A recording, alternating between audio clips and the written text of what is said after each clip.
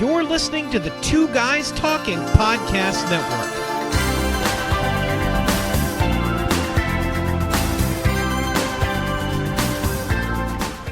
This is the Weekly Firecast, Episode 40, Summer Barbecue and Grilling Special, featuring the Grrrl, Robyn Medlin Lindars. The Weekly Firecast is brought to you by Audible.com. You can download your free audiobook at audibletrial.com/firecast. Over 100,000 titles to choose from for your iPhone, Android, Kindle, or MP3 player. Strap yourselves in. It's time for the Weekly Firecast. This is the podcast for all foodies, those who love food that is cooked over a fire or feels like fire in your mouth. If you love spice, smoke, sauce, and all things savory, this is the show for you. And now, here's your host, chili head and barbecuer, Scott Roberts.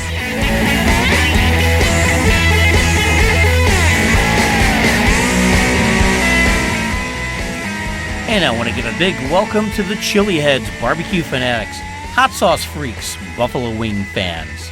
If you love it spicy, to borrow a term from my good friend Al Buddha Goldenberg, or love to cook outdoors, over fire, charcoal, wood smoke, this is the podcast for you.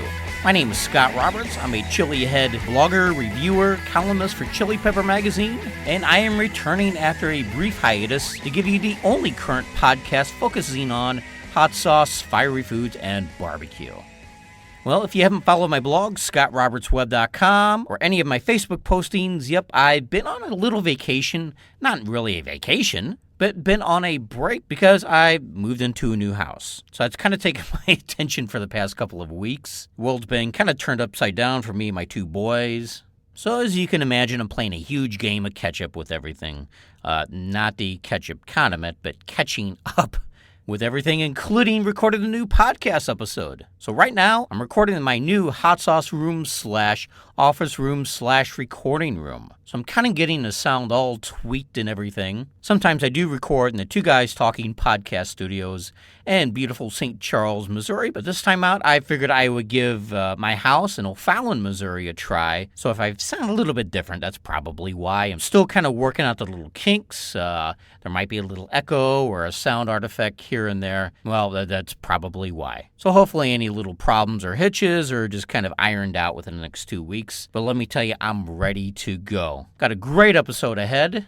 Since the summertime here in the U.S. and Canada is in full swing, I wanted to have a grilling and barbecue special smack dab in the middle of it. And one of the guests that I've interviewed, I'd actually interviewed 4 or 5 people before the whole move, just to make sure I had some content for the next several weeks of podcast. And one guest I thought would fit perfectly was Robyn Medlin Lindars, a.k.a. the Grrrl Girl. So it was a little difficult trying to pin down an interview with her. She's crazy busy doing all kinds of different things, grilling related. But she was kind enough to sit down for about a half hour and give me a pretty good Skype interview. And I also talked to Chilihead blogger and reviewer Ken Alexander and his Ken's Fiery World segment. For my product review, I review 4 of Karma sauces. Some very surprising products from them.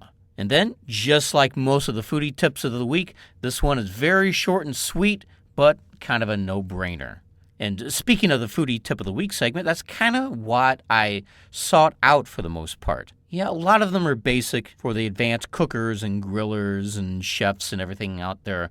But you know what? Sometimes we just might need a little bit of a reminder of, oh, yeah, that tip would really work well in this case, or where somebody might have forgot about something. And also, there is going to be a separate segment. I'm going to give a couple of rants. And I don't know if both of them are rants per se, but one, I'm going to talk about Zest Fest Midwest, a little bit of the controversy surrounding that. You know, by many accounts, there were several problems, several things that went wrong with that. Then on the Facebook Chili Heads group, I went ahead and just posted something that caused a little bit of a controversy. Of course, there were several controversial threads and conversations going on all at once, but I want to kind of speak out on what I had to say. And also, I wanted to give and this is probably going to be a full-fledged rant against people who contact me thinking that I actually sell products. And this really, really bugs the crap out of me. And unfortunately, I'm going to be very blunt and probably by a lot of people's interpretation mean in the future from now on about that. But I will get to all that in just a few minutes. And the Weekly Firecast has a brand new sponsor with Audible.com. And for you, listeners of the Firecast, Audible is offering a free audiobook download with a free 30-day trial to give you the opportunity to check out their service. Even if you decide not to have a paid subscription to Audible, you keep that download free of charge, no questions asked. But if you're like me, you just don't have a lot of time to sit down with, an actual physical book. Now, me, I consume a lot of podcasts. I'm always listening to something, and I'm always listening to audiobooks. Now, Audible.com has over 100,000 titles, just about anything that you can think of. If you've ever wanted to listen to that old great classic to some of the bestsellers that are out there today. Now, one of the ones I have listened to recently was The History of Barbecue. Now, the guy reading this had this great old Southern accent. It just kind of added, I don't know if it's a more unique kind of flavor, an authentic kind of flavor to it, but it made it just very, very enjoyable to listen to. So anyway, if you want to sign up for Audible, if you want to download your free audiobook, just simply go to audibletrial.com/Firecast. Again, that is audibletrial.com/Firecast, and get your free audiobook. And if you're in a place where you can't easily type out or write down the URL, I'll go ahead and put the link in the show notes. So anyway, strap yourselves in, sit back, relax, and enjoy the weekly segments here on the Weekly Firecast podcast, proudly part of the Two Guys Talking podcast network. And now, the foodie tip of the week. My foodie tip of the week this week is not to overcrowd your smoker. Now, since you are cooking low and slow and you need lots of room and air for not only the heat, but for the smoke to properly circulate throughout your cooker, you cannot cram everything onto one rack, to one shelf, whatever you happen to have in your smoker. And this tip may apply to the smaller, maybe the bullet type smokers, as opposed to the big, gigantic offset smokers. But allow plenty of breathing room, plenty of space if you have two racks, two shelves. If you have two racks, kind of evenly distribute the meat on those two racks so that the heat, the hot air, the smoker could evenly go throughout every nook and cranny of your cooker for perfect, even heating and smoking. And now, Ken's Fiery World. Joining me once again is Chilihead blogger and reviewer Ken Alexander. How's everything going with you? It is going just hunky-dory, Scott. You know what? They're all good days. Just some maybe a little better than others. But that's a great way to look at things. That's exactly right. So I've had a great day and looking forward to talking about social media sites and kind of how they play into our world here in spicy food land. And it's a big, big topic, me being ex-web developer and me being on the internet for, close to a couple decades, just communities and interacting with other people with similar interests. That's a subject near and dear to my heart. Yeah, and for me, it's a newer, I've been on the internet 20 or however long, I can remember my first AOL account in the mid-90s and being so excited. And you would have little chat rooms about different things, and it started there. And then, as Facebook came online, and now that's the staple, or you had the kids, I didn't ever use MySpace, but I know. Neither have I. I've never signed up for an account, strangely. Yeah, and my boys did, and, Facebook killed it. But, there's just this kind of groundswell that there's been over the last probably 8 years or so of all the social media pieces and how now they're really kind of intertwined so much in our lives. I know Facebook is.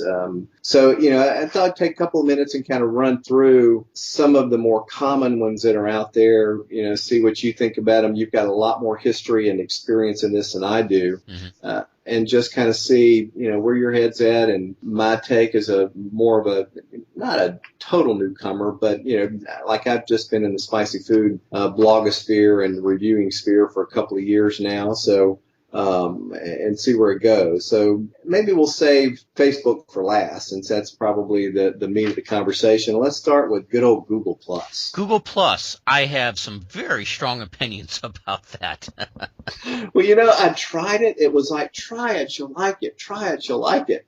And I tried it, and I never really liked it. And one, I heard somebody say the last person to leave the circle, turn out the light. I know that Brian Mayer, Hot Sauce Daily. Yeah, Brian Mayer. Yeah, Hot Sauce Daily. He loves Google Plus. I just never could I never could really get in tune with it. So what do you think?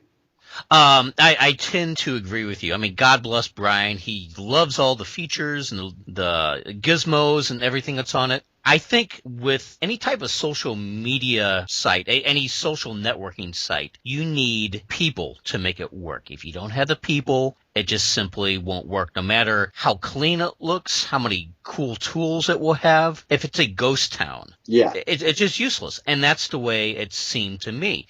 A lot of people are on there, especially in the hot sauce and barbecue world. They will post a link to their website, to their blog post, to this or that, and they'll just kind of leave. And I've been guilty of the same thing. Right. They're just not that rich, meaty discussion, which a lot of people need.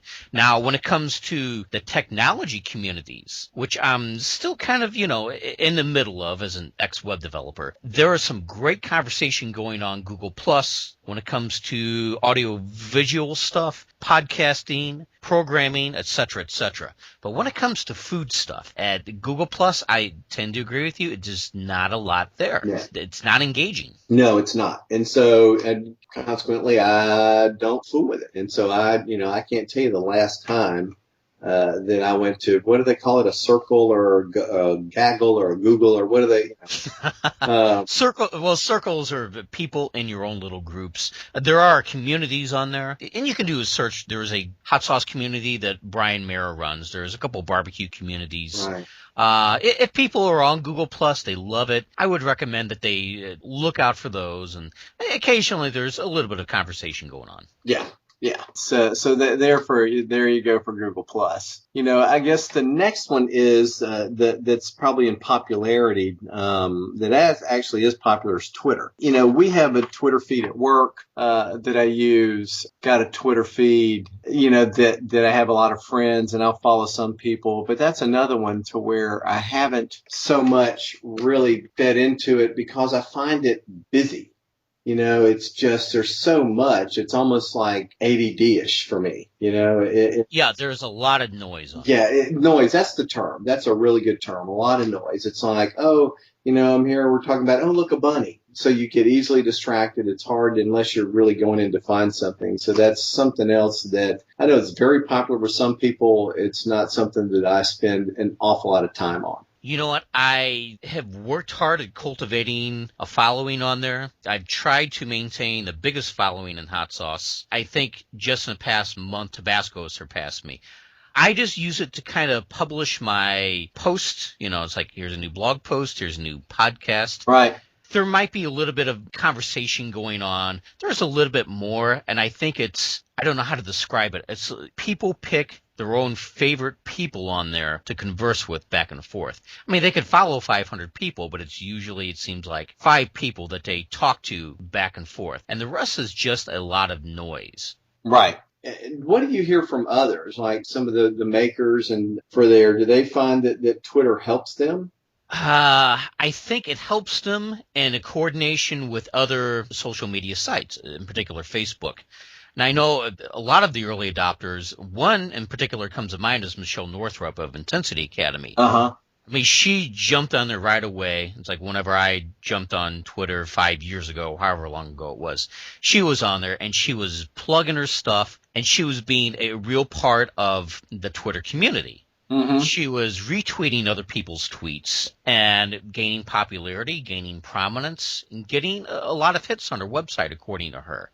She said years back. So I think it's how you leverage Twitter. You really need to set aside a lot of time to pick a certain number of people that you regularly engage with. And you post your own stuff, but not so much that you appear as nothing but a spam machine. And that's a kind of a hard balancing act to do. So, Right. to me, Twitter is just very time consuming, but if you're willing to spend a lot of time on it, it could be worth it, I think. Good. Okay. Well, maybe I need to spend a little bit more time with Twitter and give it and develop it, because as my blog matures, it's going to be, there's going to be ways I want people to come and see the blog, and so I'll have to give that more of a shot. The other one is Instagram, that I just, true confession, I just put an account up. I have a lot of folks that I know that use Instagram. Mm-hmm. I was thinking it was pretty much just a picture posting site, and it is primarily, but you've got that ability to put like a Twitter 140 character comment underneath your picture, and I liked it. It's kind of cool. So if you want to, especially I can see in our world of spicy food and barbecue, if somebody's wanting to promote a product or promote something that they do with a product or a dish that they've made, I think that's a great, easy vehicle without having to go into a Facebook that we'll talk about next and kind of sift through or whatever if they're wanting to do that. So I'm kind of looking forward to checking Instagram out and seeing what's out there. I'm curious as to see what you would say about it. I have not joined Instagram.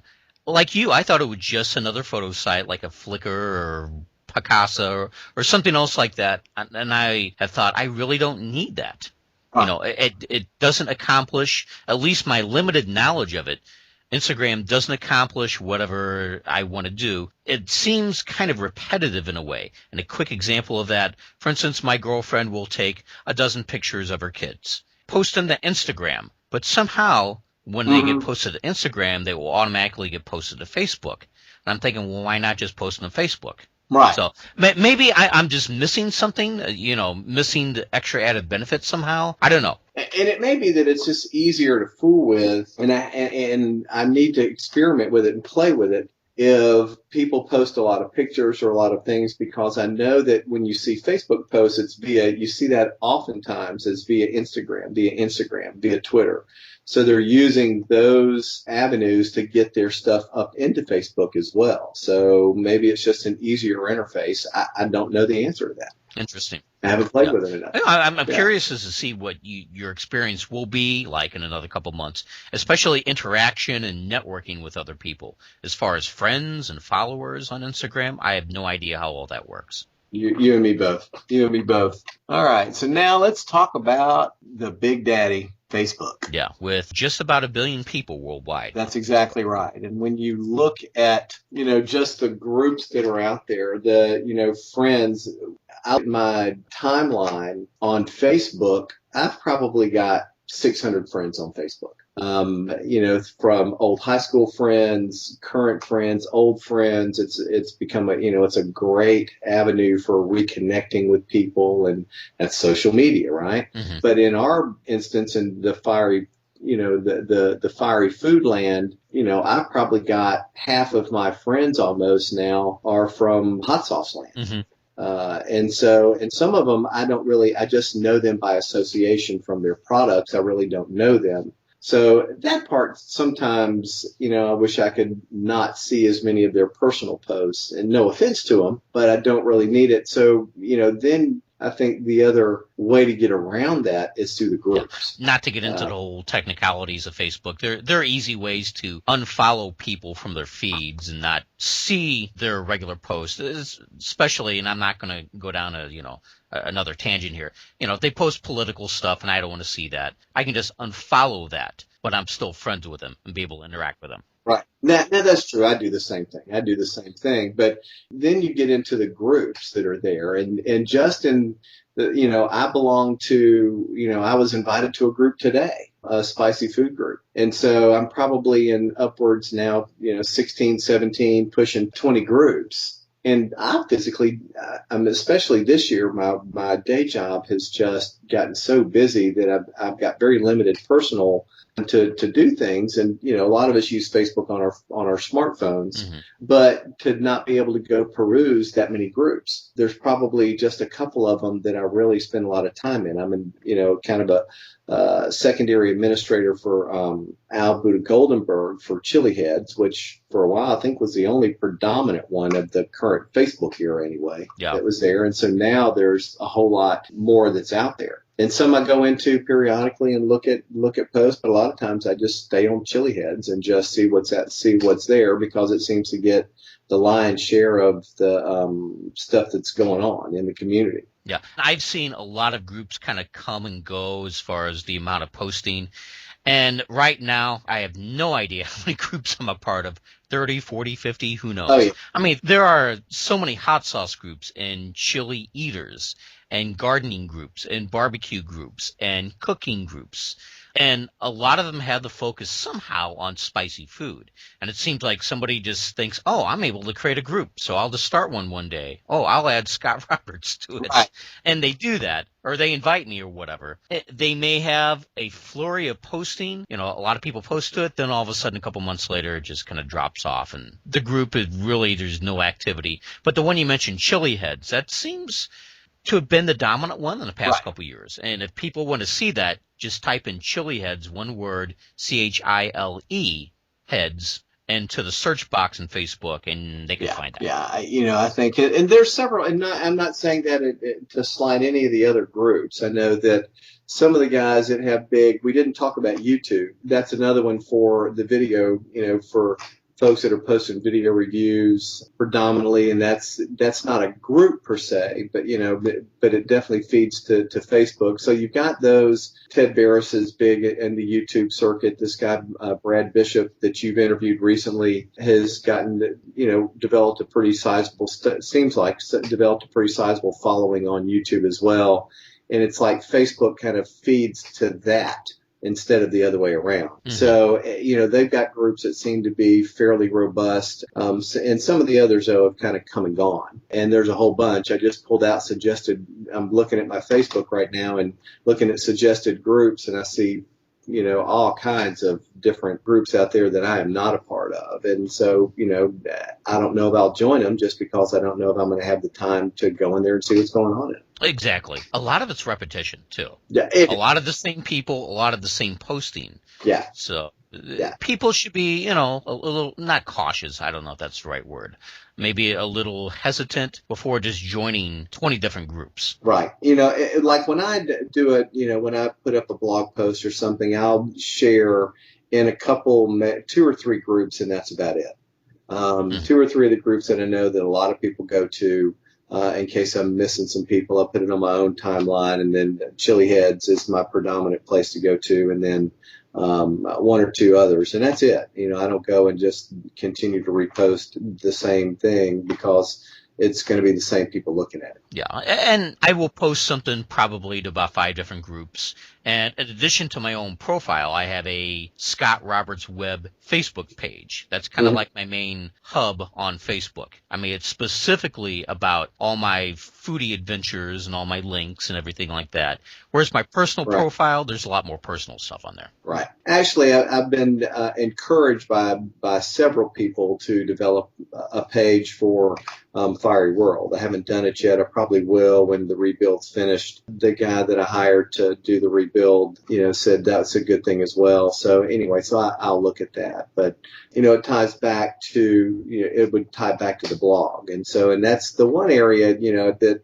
I think that we were chatting earlier. Blogs are kind of a beast unto themselves. And the whole proliferation of blogs that are out there, whether it's, ones that you have you kind of cover a lot of different media. You've got the weekly Firecast here, and you had the video feed for a long time and written reviews, so you kind of catch a lot of things. I've pretty much limited Fiery World to the written pieces but I'm starting to get requests for video reviews for Fiery World, so I'll fire the YouTube up and post them on the blog as well. But that's, I think, maybe something for a future segment that we could spend a lot of time on. Oh yeah, we definitely could. And I think that would be a fun segment for us. Definitely. And between us and a lot of what I've seen on the blogs, there's a lot to talk about. There's a long history behind it too. Yeah, and it would be great for me. I'm a couple years in. You've got a lot more, or a lot longer history, and a lot more in-depth history of this. So,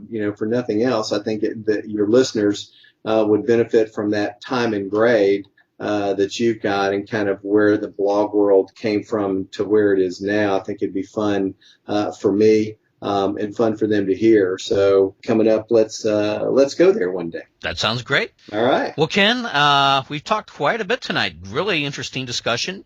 A lot of people, just explore on the social media networks. Some stuff works. Some you have to spend a lot more time and effort on.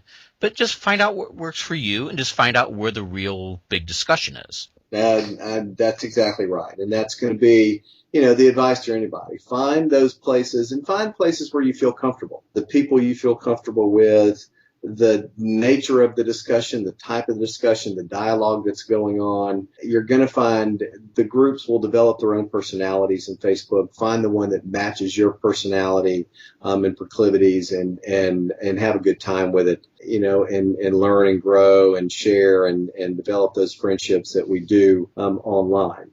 With that, I think that's enough for one evening. So I'm going to leave your listeners with those wise words of, not advice, but whatever those wise words are, to just remind everybody that it truly is a fiery world. All right. Well, thanks a lot, Ken. All right. Take care, Scott. Bye-bye. Bye-bye. And now, the review of the week. My product review is for Karma sauces. Now, in this particular review, there are 4 different sauces, and each of them has a particular name, and they play with the whole karma concept: good karma, bad karma, smoky karma, and curry karma. Now, these 4 different condiments by the Karma Sauce Company are kind of unique in their own way, in that they all use butternut squash as a kind of filler, as a kind of base. Now, don't take me the wrong way. Filler, I don't mean this as a negative connotation. A lot of sauces kind of get a lot of their heft, a lot of their thickness, and even some of the sweetness from such things as onions and carrots, some type of ground up fruit or vegetable, to really give the sauce some substance, as opposed to having a watery cayenne-style hot sauce, which would just have vinegar, salt, and the chili peppers. Now, it's because of this butternut squash aspect. It gives these sauces a lovely thick consistency, which I love. It's got pretty much the texture of your normal tomato ketchup. And not only do these have butternut squash, just about all of these have sweet potato in them, which I'm sure adds to the overall flavor profile and the texture. And a lot of the ingredients that these 4 sauces have in common, they have fresh red pepper, apple cider vinegar, onions, honey, garlic, salt, ginger. So yes, these will have a little bit of a sweet edge. Well, maybe not even a little bit, quite a bit of it, without really stepping over the line into a super sweet or even a fruity based hot sauce. But these do have an excellent flavor profile, and just a consistency that I love. A real thick, heavy consistency that's very similar to a tomato ketchup. Now, all these come in an 8-ounce bottle, larger than your typical 5-ounce woozy bottles that are standard for most of the specialty hot sauce industry. So they have a larger bottleneck, allows for the sauce to come out a little bit better, and let me tell you, these sauces are so good that yes, you will want to put a lot of these on your food. And when it comes to a specific flavor profile, it's just a lot of sweet, savory, really pop in your mouth type goodness. I mean, you get that mixture, a blend of that rich natural sweetness. You get a little bit of pop from the chili peppers. You get a little bit of garlic on the back end. But overall, it's just a rich, stellar, complex flavor that I'm a huge fan of. Now, what are the difference between the 4 variants? Well, the good sauce, that is their standard mild sauce. The bad sauce, bad karma, is slightly hotter, as you can probably guess. The smoky? Well, no brainer there. It has a little bit of a smoky flavor thanks to some chipotle peppers. And the curry sauce is simply the base flavor of the first two, good or bad karma sauce, with just some nice curry spices. And there's a mild to moderate amount of those spices, which is just good with me. I don't like things having an extreme curry flavor. Just enough, just a little bit of taste of it is good enough for me. And overall flavor profiles match terrifically with all kinds of foods out there. Everything from your eggs in the morning to pizza to a chicken salad sandwich. There's probably more that these sauces, or more specifically the good karma and bad karma sauces, go good on than what they aren't good on. And one thing I did notice, because these sauces have a fairly thick consistency, is that they're almost salsa-like. Now, I'm not talking about your big, thick, chunky tomato salsas, your pico de gallos. I'm talking about your well-blended, more of the restaurant-style variety. And of course, I try these on tortilla chips. Oh my God, these were good. Just as a standalone condiment. Pour a little bit on each chip, just crunch it down, and before you know it, you've downed half the bottle. It's that good, it's that addictive. And what are the overall ratings? Well, I need to explain something first. Whenever I am a big fan of a sauce, I'm talking about something I really love. And out of a 1 to 5 rating scale, if something is a 4, I'm a big fan of it. And if something is just almost spot on perfect, I will give it a 4.5. Well, what gives it that little bit of an edge, that little bit of push, to push it to a 5 out of 5? It's something I consider to be addictability. It's something that makes you want to keep coming back and keep coming back. You want to eat more and more and more of it. Maybe like the aforementioned tortilla chips. But then you start thinking, well, what else can I cook with this? What else can I make with my meals to put this on? And it's just that addictiveness. It's just that craving for the product is enough to push it that extra little point to where it goes over the cliff into the big canyon of the 5-star products. How's that for an analogy for you? This is a perfect example of that. And what I'm talking about is specifically the good and the chipotle sauces. Each of them, and I don't give 5 stars lightly, each of them easily deserves 5 stars. The bad sauce, I would give 4.5 to. The curry, that rates 4 stars out of 5. So all of these excellent products that has that super addictability and just something I've fallen in love with. It just gets my highest recommendation. So if you're interested in trying these out for yourself, and please do, you can run over to karmasauce.com or just simply click the link in the show notes for episode 40. Good stuff. And now, the special feature of the week.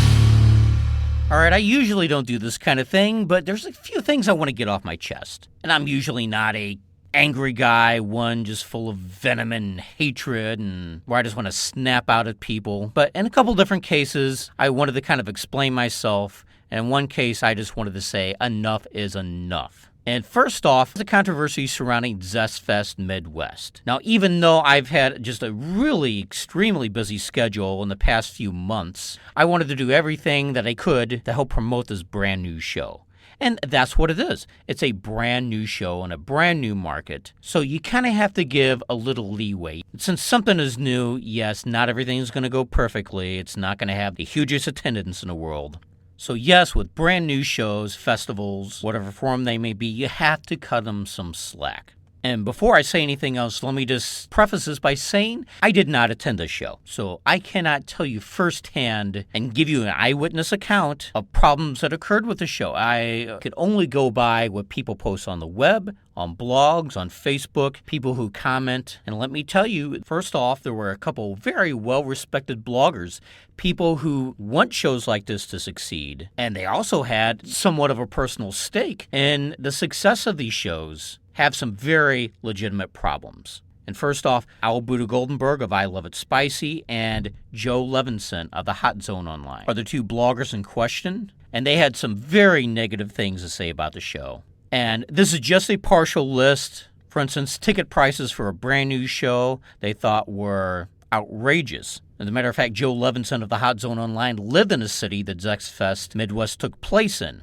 Columbus, Ohio. And he said that there was no media presence there hardly any promotion within the city of Columbus, and it had only been done by one TV station, the NBC affiliate, which was the lowest rated station in the Columbus, Ohio area. Hardly any advertising, very poor timing of the event, because there is an event called ComFest that takes place every year around this weekend, the last weekend in June. That's been going on for 40 years in Columbus, Ohio, which draws, I think it was something like 100,000 people. There's big parking problems. In fact, one of the days that this was being held at the Ohio Expo Center, there was a Kenny Chesney concert at the same time there, so they were charging $20 to park just on Saturday.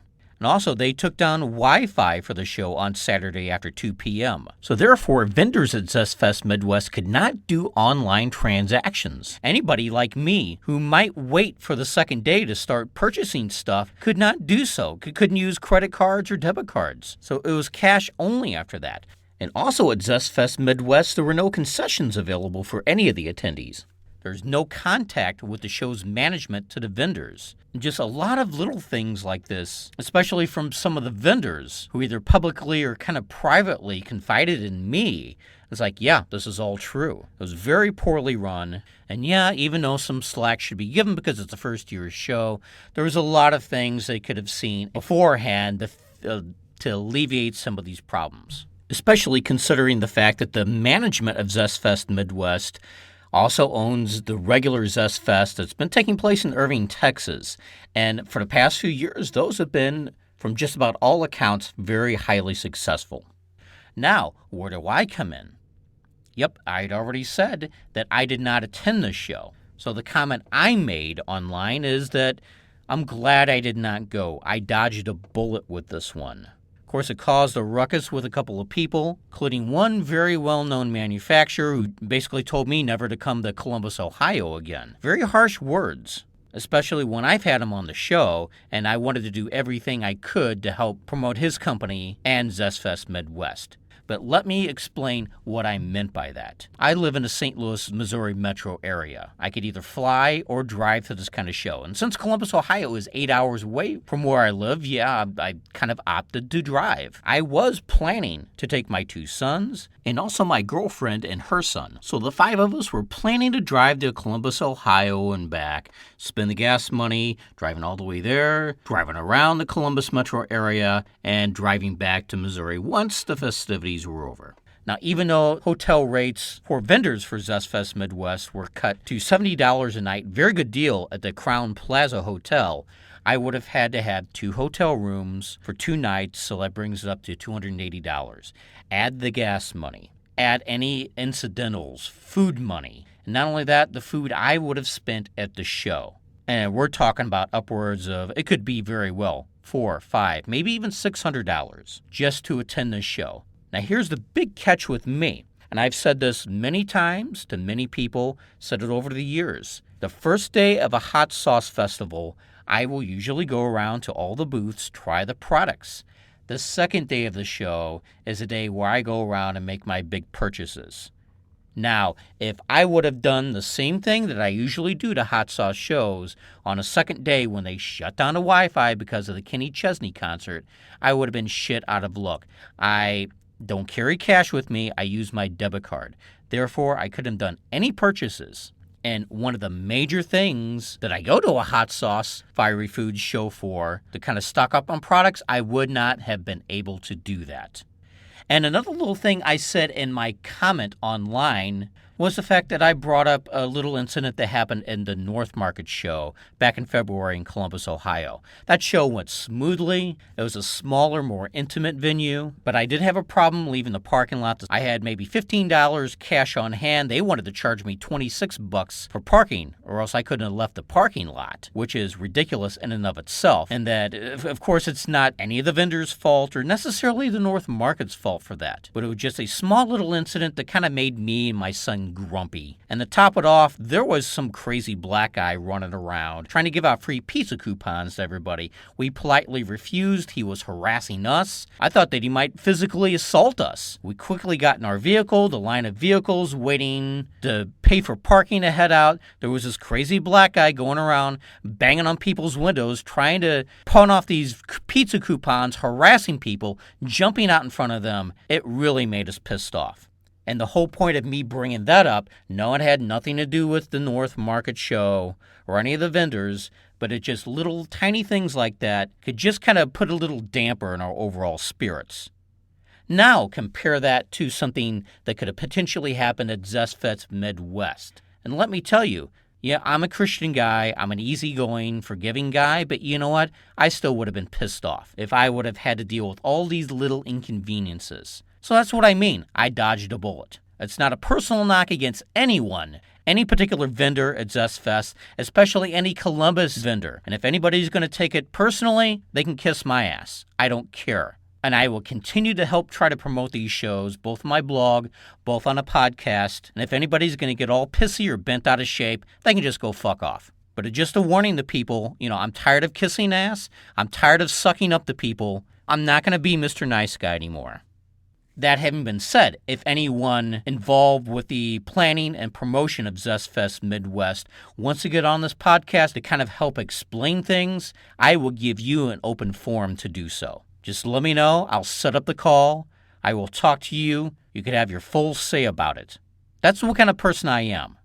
So again, if anybody involved with ZestFest Midwest wants to come on the show, you have an open platform. You have an open invitation. Feel free to come on and explain things and maybe put things into a better perspective. As always, I don't want to be one-sided. I don't want to be lopsided and close off the other side. Whether it's Greg Bagarosi, K. John Hart himself, you guys are always welcome on the show. But again, I just wanted to explain my take on it, my perspective, and the fact that this would have been a little family vacation. And I just think the negatives would have outweighed the positives in this case. So it's not me taking things out of context and bashing this, bashing that. No, this is just how I see it from my own eyes.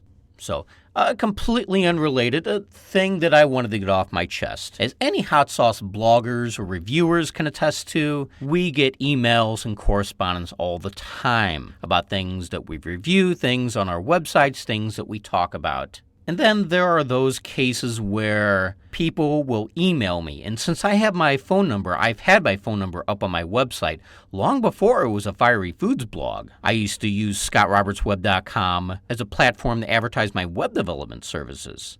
So I've had my phone number up there for a long time. I've gotten many emails and many calls over the past several years about people wanting to buy the products on my website. And just to help clarify, I do not sell products on my website. And if you've been a reader of scottrobertsweb.com for any amount of time, you know that I talk about products and I review them. Well, there are some idiots in society who see a review for X company sauce and think that I am the manufacturer of it. I don't know why. If they would just take 15 seconds, scan the review, scan the article, they can clearly see it's a third-party review. And I've gotten this quite a bit about the potato chip reviews that I've done in the past for the St. Louis-based Red Hot Riplets. And there were other buffalo wing flavored chips. At one point, I got weekly calls from people wanting to know where they could buy my chips at. And I would have to explain to them time and time again, hey, this is a review website. And I didn't necessarily want to cuss them out. I appreciate everyone who reads my blog. I want to remain humble and helpful. I mean, it's always been my nature to do that. But there have been times I thought to myself, are you a fucking idiot? Are you a moron? You probably shouldn't even have internet access if you think that my website in any shape or form is an online store for these products. It's not only just products. A couple years ago, I posted a photo of a barbecue grill shaped like a Smith & Wesson pistol. It's the barbecue gun grill. A very, very cool thing. And no matter how many times I appended the original article of that photo, put links to another blog post explaining, well, these were created by a group of high school students in a shop class a couple years ago. And that was presented to me as the official explanation for that. I still got people in the comments, even comments posted directly.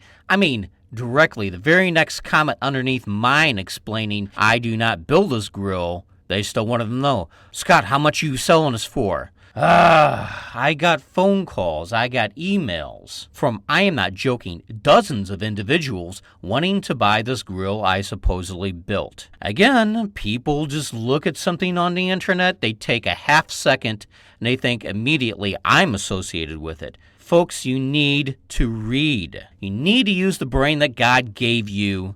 5 seconds of research, and you can easily come to the conclusion, I had nothing to do with this. So whether it's this aforementioned barbecue grill shaped like a gun, if it's some spicy potato chips I reviewed, if it's a hot sauce, if it's this or that, from this point on, I'm going to declare I am not going to address or answer these people ever again.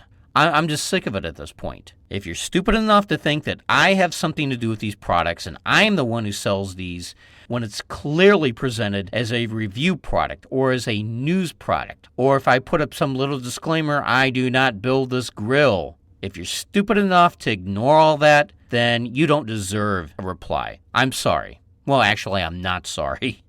These emails, phone calls will simply go unanswered in whatever form they're in. If it's an actual email, if it's somebody on Facebook or LinkedIn asking me where to buy this, nope. I'm not going to spend a single second. I'm not going to give anyone the time of day just because of their sheer stupidity. So anyway, enough of all that negativity. Again, I'm usually not this kind of person who will bitch and moan and gripe and complain about everything. So anyway, let's get back to the positivity, and let's get back to some more of the weekly segments here on the Weekly Firecast. All right, we're going to take a little commercial break. When we come back, I'm going to be speaking with the Grill Girl, Robyn Medlin Lindars, so stick around.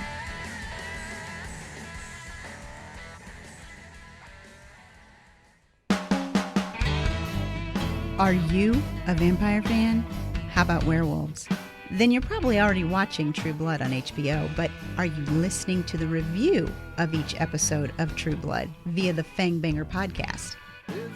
Check out great point-by-point discussion that leaves you with a thirst for more. It's the Fangbanger podcast. Fangbangerpodcast.com. That's fangbangerpodcast.com.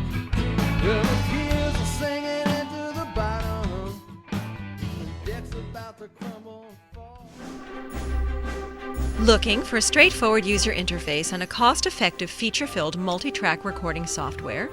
Call off the search!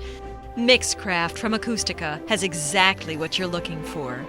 It's time to include reliable audio creation and editing software with real punch into your projects. Check out Mixcraft now over at acoustica.com/Mixcraft and start a new generation of audio creation and editing today.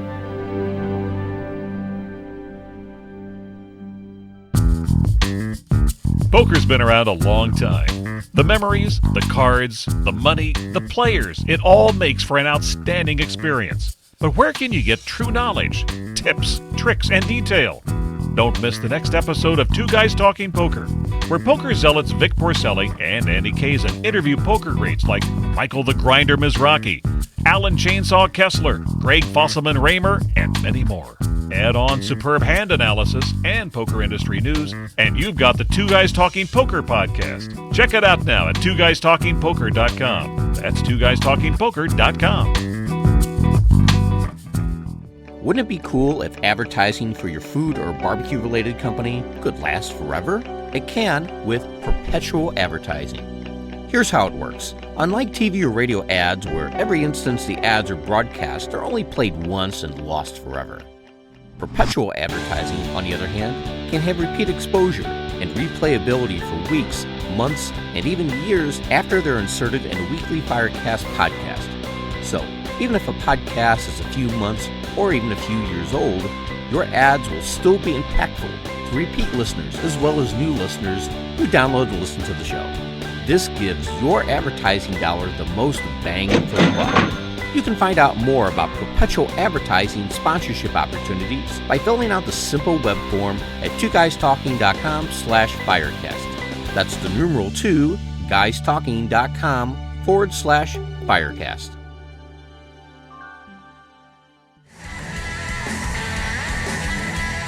This is Kevin McCarthy, and you're listening to the Weekly Firecast with Scott Roberts. And we are back with more of the Weekly Firecast. And now here's my interview with Robyn Medlin Lindars, a.k.a. the Grrrl Girl. And now, the Fire Talkers interview. Joining me today on the Skype chat line is Robyn Medlin Lindars, the Grrrl Girl. How are things going with you? Hey, Scott. Everything's going great. How about yourself? Fantastic. Summertime's here. I know for people like me and you, we grill and barbecue all throughout the year, especially you in sunny Florida. I'm kind of jealous, but now it's the summertime. People are venturing outside with their grills. They're doing all kinds of things, outdoor activities. So I wanted to get your take, and especially a woman's take on grilling. It's largely known as a male activity. Of course, I think anybody could go outside and cook and grill. Yeah, absolutely. What's funny is it is definitely grilling is kind of deemed as like, man and fire. And, I think the stereotype is that the man is outside grilling burgers and, the woman's usually stuck inside, cooking side dishes or something. And I actually got into grilling about 4 years ago when I bought my now husband a new grill. I had, I went to go use his old grill and almost singed my eyebrows off.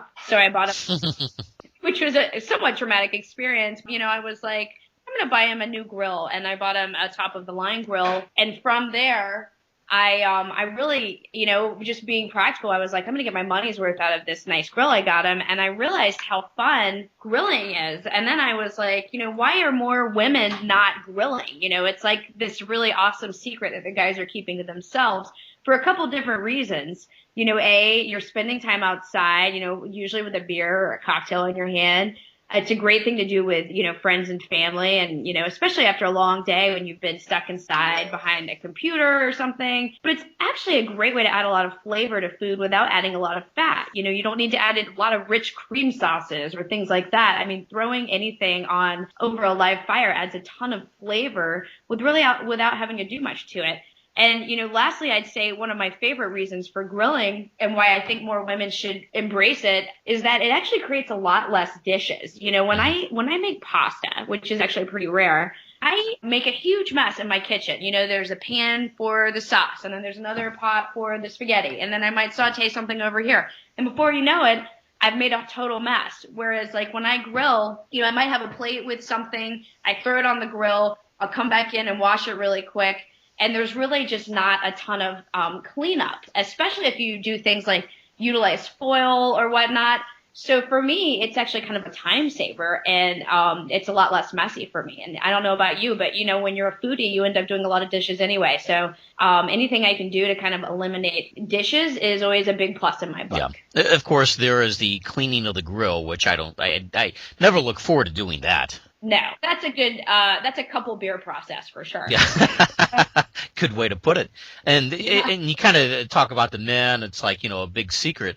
What do you think it is with women, and not to kind of get off on this, tangent of, women perceive it as sexist or anything. What do you think it is that women are just kind of intimidated by grilling? Yeah, and I just think it's kind of a gender role stereotype thing. I actually, when I got kind of obsessed with grilling, I started doing these women's grilling clinics. I was like, grilling is awesome. I'm going to teach my girlfriends how to grill because it's like this secret that, once you figure out how easy it is, it's like, oh my God, why did I not try this earlier? But I'd say a lot of the intimidation, or a lot of the reason women are grilling, is that there's just a lot of intimidation about, or at least that I've seen about how to start a gas grill or even a charcoal grill. Like, let's say, for example, the reason I bought my now husband a new grill was because the gas starter on his old grill was broken. And so therefore, what happened was I had the gas going for a long time. And then finally, when the starter started working, a big flame ball popped up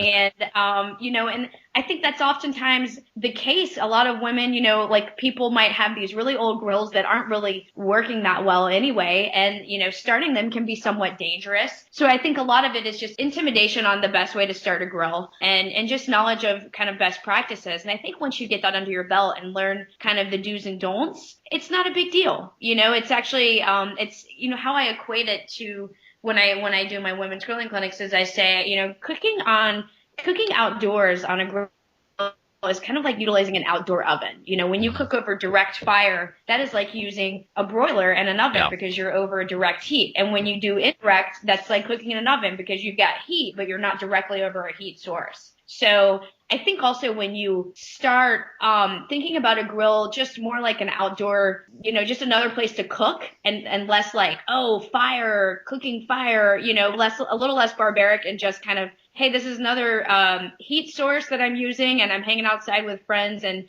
kind of demystify it. It allows you to really kind of open up opportunities in your mind and get more creative and stop thinking, meat, burgers, 4th of July, that's when I use the grill, and start thinking of it. You know what? The grill is an all the time thing and a year round thing for me to use. Well, exactly. We were just talking about this a couple minutes ago before we started recording. It would be great if people would kind of realize that. Now, a lot of people in North America, it's cold outside in the winter. People just don't want to go out in the cold. But the thing is, it's fun to do it, to go out there and grill stuff. Yeah. With a lot of grilling and even smoking, you don't have to sit out there. It's not, some type of social activity. You invite some buddies over when it's, 20 below out to drink beers. Well, I mean, you can do that in the summer. It's fine. But grilling, you can just kind of, start your grill, start your smoker, put the meat out there when it's, and keep it going. Just check it when you need to check it. It's a great way to add such a unique flavor component to food year round. Yeah. Oh, absolutely. And I have memories of, cooking in my Sunday Mass outfit, like when I went, or Saturday Mass, I should say, when I went to visit my relatives in New Jersey at Christmas time, and my sister-in-law said, "Hey, will you do your grilled romaine?" So I have pictures of myself, in my cute Sunday or church outfit in snow boots. You know what I mean? So if I can do it, anybody can do it. And you're right, you don't have to stay out there the whole time. I'd say a lot of times too is like find a spot for your grill that's out of the snow, under cover somewhere. But yeah, I think it's just a mental mind shift in people's minds. So, and I think it's changing gradually, hopefully, anyway, for us that kind of have our livelihood on grilling related themes for our website. So. Oh, exactly. I hope so too. So tell me, how did you go from getting that grill for your husband and becoming Grill Girl, who you are now with your blog and all your many other activities and projects you have going on? What happened was my background has been kind of in marketing and sales. I was very into social media and this whole embracing it and learning about it. And I have a journalism degree, and I was like, I'm going to try this blog thing out, and one night I had a couple glasses of wine and I'm like, I'm going to create a blog. What the heck? And really the whole concept of it at the time was just that I wanted to document recipes that I tried that I really liked. You know how sometimes you make something and you're like, that was really good. I hope I remember how to do it next time. You're in the kitchen, you don't necessarily write things down. And so my blog kind of started that way. And then as I really got into grilling, it just morphed into Grill Girl, and it helps too that my dad is equally fanatical about grilling and barbecue. I am originally from North Carolina. And so, of course, wherever you're from, everyone thinks that's where the best barbecue is and whatnot. So it's kind of both grown as our passion together. And, it's kind of like our father-daughter bonding thing. We get together and we talk about grilling and barbecue and techniques. And I would also say, starting when I decided to kind of morph my blog just from general food, but to grilling, I would say it opened up opportunities for me just because there are a ton of girls doing it. So, it kind of gave me an edge, if you will. And, it's opened up opportunities to do things like I'm doing now, like, having gigs with Land O'Lakes and Sears and writing for grilling.com, just because, everyone's kind of looking for a female perspective. And I would say kind of what I bring to the table is that I'm not as focused necessarily on low and slow. I'm really kind of focused more on the kind of recipes you can make at night after work for the family that aren't overly work intensive and are somewhat simplified. Like I'd say the, kind of somewhat gourmet, but not overly complicated. So like a busy working person or a busy mom can still grill and do some fun stuff, but not everyone has 5 hours to smoke a pork butt, so I try to kind of cater to the person like myself that's trying to be healthy, but wants to do something fun on the grill that the kids are going to like and things like that. So what percentage of time would you say that you spend on the grill versus on the smoker? I would say 75% grill, 25% smoker. Okay. Do you find yourself grilling every day or 4 or 5 days out of the week? I'd say about 5 days out of the week. Yeah. Again, since you're based in Florida, it's really easy to do that, I imagine. Yeah. I'm really blessed. What's so funny is that my kind of off season is the summer when it's really everyone else is on season, because that's when it's hurricane season and that's when it rains every day. And I often find myself grilling in the rain. I've had to do that sometimes too, just because I've kind of made a commitment. Yeah, I'm going to grill today, and people expect it, and yeah, it starts raining at the worst times. Oh, absolutely. Or you just bought a bunch of fresh fish, and it's definitely not going to be as fresh tomorrow night, and you're committed. You're all in. So it adds a unique challenge, but that's kind of the fun, adventurous part of it. So, what are some of your favorite things to grill? I love doing things a little kind of off cuff, or something different. And I think people associate meat and grilling, and there's just so much more to grilling than just meat. I love doing veggies and even like grilled romaine. I learned the concept of doing grilled cocktails at Kingsford University a couple years ago. And so I've really kind of been embracing that. I even did this for my intro when I did Chopped Grill Masters last year, like a grilled grapefruit, and pair that with vodka, and then you have like a grilled greyhound. I love doing things like cobblers on the grill. I think that the idea is that when you think about your grill more like a heat source and less like a grill, you start utilizing it more like an oven. So I utilize my skillet all the time, and and the different zones for grilling. Like I bake cobblers all the time. I love grilling fruit. It's just a great way to do a kind of a healthier dessert. And the grill kind of breaks down the fruit, so it kind of adds an extra sweetness and more flavor depth from the grill. Anything you can cook inside, there's usually a good way or a cool way to do it on the grill. Even like grilled artichokes are one of my favorite things to do. Grilled artichokes. That's something I haven't tried. If you would give the novice griller maybe a couple recipes or a couple of food ideas on the grill, something that's relatively simple to try, but would probably be just kind of a no-brainer, something hard to mess up, what would you tell them? I think everyone thinks burgers for 4th of July, but I think a great alternative to that would be like a pork tenderloin, and what's cool about that is it's a lean meat, and it's kind of a great way to add different rubs or marinades. It really takes the flavor easily. But from there, you can feed a lot of people because you can slice the pork tenderloin to make little sliders, right? So then it's going to feed more people. I actually have a recipe on my site. It's called the Island Spice Pork Tenderloin. It was originally a Gourmet Mag recipe that I adapted for the grill. It's got a ton of really great flavors, kind of like an island curry, if you will, with like cinnamon and cumin. But it goes great if you cook that up. And what I do is I grill that. I will sear it on the grill, and then I'll cook it on indirect, much like you would do in the oven. So you sear it at a high temp, 400 to 500 degrees. You get nice char marks, but then put it on indirect heat. Let it continue to roast on the grill for another, 15 minutes. And I always advise to utilize a meat thermometer, because then that really just takes the guesswork out, right? Then you don't have to guess, is it done? Is it not done enough? Once you've got that minimal internal temperature, which for pork is 145 degrees, you can pull it off, tent it, and then slice the pork and make cute little sliders, maybe add some coleslaw to it. And that's going to feed more people. And then, I actually just developed this red, white, and blue cobbler that is just phenomenal, and everyone's gaga over it. I did it at an event for Walmart a couple of weeks ago, and it's extremely patriotic as well. And I just cook it on the skillet on the grill, and it's like a cup and a half of blueberries, a cup and a half of strawberries, and some coconut and sugar and lemon juice, and then you add some Jiffy golden cake mix at the top and let it bake for like 25 minutes, and you've got a really happy crowd. I think there are things that you can do that are a little different than just your average burgers and hot dogs. Definitely. And it sounds fairly easy to do it, too. Oh, absolutely. I think if you just put your thinking cap on a little bit, which the average person can do, you can get a little more creative than just, let's just throw some burgers on, Even like I was saying, the pork, you slice that up, make sliders, grilled corn with a compound butter, right? Like take butter, let it soften and mix it with your favorite herbs and some sea salt. And, you grill the corn so it gets a nice char. And then add a nice slather of like a basil butter or a jalapeno lime butter, and finish it with some Parmesan or some cotija cheese, and your guests are going to think you're a rock star. And it's really not that hard. It's just kind of like finding what's fresh and flavorful, utilizing herbs and really good ingredients like smoked sea salt and fresh ground pepper. Those are like the little things I think that can make a huge difference when you're cooking. Yeah, and people, they think of grilling and barbecue. Of course, those two terms may not necessarily be interchangeable, depending on your definition.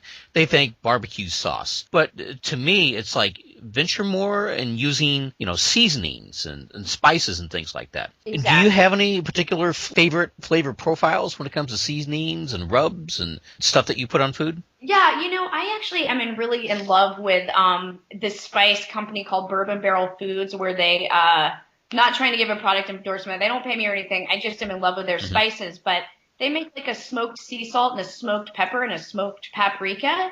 And, even just for a good steak, I think just coating it in a little olive oil, some smoked sea salt and smoked pepper, and that you're good to go. I think that the higher quality of like meat or ingredient you're using, you don't need to add a ton of sauces or flavor to it. I'd say my basic rub, even just for doing like pork chops, is the smoked sea salt, smoked pepper, smoked paprika, maybe a little chipotle powder, maybe a little garlic and onion powder, but that's about it. And maybe a little brown sugar. I actually have the full recipe on my website if you guys want it, if you just Google barbecue or search barbecue rub on my site. But I think a lot of it is just about high quality ingredients. And I think, when you do vegetables, fresh herbs, salt, pepper, olive oil, and then finishing it with a very, a good aged Parmesan or Reggiano really adds a ton of like flavor, and it's not very fattening. It's those aged cheeses where they have kind of like anything aged or fermented usually has the umami effect, right? So it adds a lot of depth, but not, and mouthfeel, but not a lot of extra calories, which is great. Yeah, exactly. I have to ask you, being a chili head, are you a fan of spice? I love spice. I put spice on everything. Including ice cream? I used to make a lot of homemade ice cream for my husband. Not homemade, but I would do the kind of, where you take ice cream, kind of like you would roll it out on a marble slab and cut things into it. And I've been known to mix in chili peppers with that too. So I've put hot stuff in things that you wouldn't think, like cookies. I think that there's always a place for spice. Oh, definitely. And the ice cream thing, I say that, a little tongue in cheek. People always ask me that, well, can you put, hot sauce in ice cream? Well, yeah, you can. You just have to find the right type. You have to find the right sweetness, and maybe a fruit-based hot sauce or a pepper jelly or something like that. But yeah, you can find stuff that works. So, well, it's good that you're a big hot sauce fanatic. Oh, I took the Sriracha quiz to see how much of a Sriracha addict you are, and I think I was pretty high on the list of being quite addicted. But some of my sauce, I love a chipotle pepper sauce. I mean, I love to add adobo to anything, or chipotle peppers in adobo sauce to anything. I just love the flavor profile of the smoked peppers, and then and I love the heat. I maybe I'm an endorphin junkie. I don't know, but I think it just makes everything better. So that's my take on it. Even hot sauce, even barbecue sauces, when they have more kick, that's what I'm loving. Yeah, I get the endorphin rush too. That's one of the added benefits. When it comes to grilling, what are some of your pet peeves that people do, or maybe some of the myths that people propagate? It's just, I think it's kind of a novice griller thing you'll see people do, is like when they cook burgers and they press down on the meat. It's like, why do that? Why squeeze all the juices out? Or my thing is just cooking on a dirty grill. And I've seen some people that just don't clean their grill. And then, if you've ever gone to like a friend's house and they're like, hey, can you grill for me? And, and their grill has like, they haven't cleaned it and there's lots of chunks of stuff everywhere. And then it puts all these, it causes all these flare-ups, so that everything gets a nice char on it. So, I'd say that's kind of my pet peeve is just not taking care of your grill and cleaning up after yourself. And also just not understanding how meat works on the grill by like over poking meat or pressing on it and kind of micromanaging it and squeezing all the juices out is kind of I'd say a rookie mistake. People, listening to this, don't keep checking your meat every 5 seconds. Just let it be, let it cook, and it will be fine. And there's always that expression, if you're looking, it's not cooking, right? Exactly. If you're checking on it too often, well, you're letting all the heat escape. Exactly. For the novice griller, what kind of tips would you give them to kind of avoid mistakes along the way? I would say, one of the biggest things is oiling your grates so that you don't, so your meat doesn't stick. A lot of people don't realize that, and they'll be like, and then you go to do chicken and half of the chicken and all the skin stuck to the grates. Oiling the grates is going to help you get better looking char marks. It's also going to, eliminate your food from sticking, and it's also going to help with the cleanup process. And, my big thing is also making sure to use cooking zones. I think a lot of novice grillers just want to put everything on high and burn the crap out of it, or it's it's done on the outside but not done on the inside. And I think if you can teach yourself to use zones, like a direct and an indirect zone. So like if you have a gas grill, that means like 2 burners on, medium to medium high, and the other one's on low or off, depending on how your grill works, and how robust it is.